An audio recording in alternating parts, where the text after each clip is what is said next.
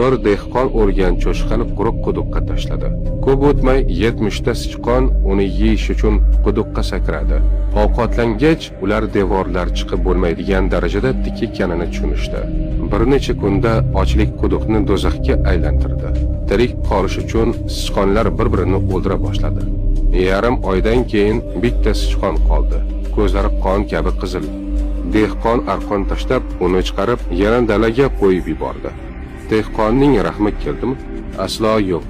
Chunki bu kalamush endi o'z zotini yeyishga o'rganib, don yemay qo'ygandi.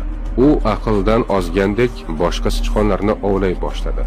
Tepadagilar o'zlari urushmaydi. Ular shunday muhit yaratadiki, pastdagilar bir-birini yo'q qiladi.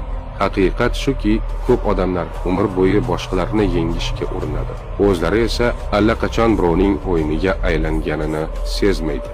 Shuning uchun birovlar qurgan tuzoqqa tushma va tushib qolsang kurashma. Chiqib ket.